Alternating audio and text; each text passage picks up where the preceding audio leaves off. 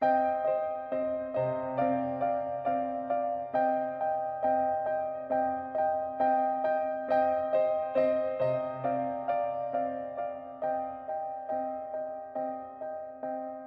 lot of people are surprised by the statistics that we share in our education and outreach. Sexual violence is a taboo subject that a lot of people just don't want to talk about. Unfortunately, they think that it is a private matter and that it will never affect them or anybody they love. Since sexual violence has to do with sex, people are not comfortable talking about sex. And I think that we often lump domestic violence and sexual violence together. Clearly, there are intersections that someone who is experiencing domestic violence can also be experiencing sexual violence. The difference is when we think about sort of the definition of domestic violence, we think about an intimate partner. We think about that person having a relationship with someone, and then violence occurs within the context of that relationship. Sexual violence, of course, can occur in the context of an intimate partner relationship, but it can also occur, and outside of that, it can occur by someone who is a stranger.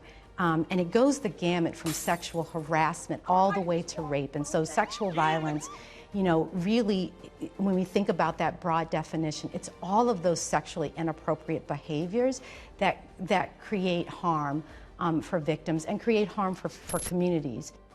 Sexual violence is any unwanted sexual contact, which can include words or actions against a person's will or without their consent. And consent can be withdrawn at any point during a sexual activity. So, for example, sexual violence is rape, non-consensual oral sex, catcalling or flashing, forceful watching of pornography, and taking or sharing pictures of a sexual nature without a person's consent. So domestic violence usually occurs between intimate partner violence, and it includes physical, which is what most people think about when they hear domestic violence. But it can also include verbal, emotional abuse, psychological, sexual abuse, financial, and digital. So we can put our programs into three big categories of service provision. The first bucket that I would think about is our direct services, and those services are designed specifically to help individuals, families, to address violence and to alleviate violence in homes and in communities. And so those services consist of a few. We have our crisis line services that's open to anyone. It's open 24 hours a day, 7 days a week. And so our next level of services are advocacy services. There's access to safety planning. We will go with someone for options counseling. We will accompany someone to court if they need that. We will provide support for community, access to community services, information, referral services. And then we have our hospital accompaniment program, and this is a program where if someone is experiencing domestic violence or sexual assault and need someone or want someone to accompany them to the hospital during their forensic exam, we are in partnership with INOVA, Fairfax, and we will accompany that victim or that survivor to the hospital and walk with them through that process. I work for domestic and sexual violence services with the county, but by being on site, I'm able to accompany patients who are coming in to receive a forensic exam. And so I'm working directly within Fairfax County. I'm working with people who are we're wanting to get the services in Fairfax County, but I'm working on site with the nurses so that I am always, right there when someone is needed, rather than having to call someone to come all the way in.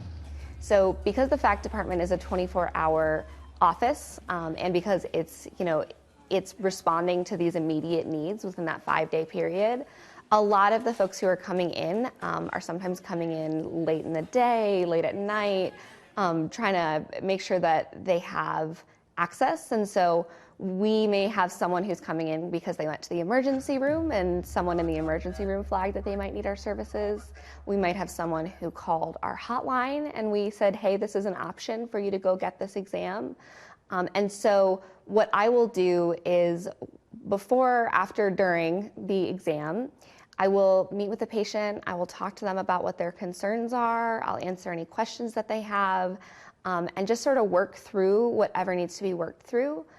Exams are long, it takes a couple of hours to get through, and so advocates really just exist to be there to support them through the process. So I provide free short-term counseling services to survivors of domestic violence, sexual violence, teen dating violence, stalking, and human trafficking.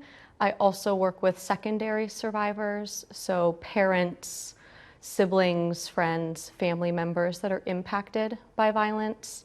And I run a support group for adult female and female identifying survivors of sexual violence. A big common misconception that the general public has about domestic violence is the need of the victim and what they're looking for in services. I think the general public might have this idea that a domestic violent victim, that all they really want and need is to leave that relationship. We do see a lot of people seeking our support and help leaving unhealthy situations, but we also see a lot of people that just want the violence to stop. They want the relationship to be safe and they want their partner to get help. Also, risk and danger goes up exponentially right before or immediately after leaving a violent relationship. So this misconception that leaving is easy. For survivors, I think a common misconception I encounter a lot in therapy, and we spend a lot of time untangling, is the survivors believing that they are partially or fully responsible for the trauma that they've endured, when in reality abuse occurs because the abusive person made a series of decisions, and they're responsible for both the abuse and any consequences they have to then deal with down the road. The way that we are conditioned by society really perpetuates sexual violence, and so it's really important from a prevention perspective that we teach about healthy relationships, that we teach about consent, that we teach about, boundaries around your body, and that we do that as young as we can, because I think that if we start to do that and we do that consistently, then we can start to change society's attitudes around personal boundaries and what's appropriate and what isn't appropriate in terms of relationships.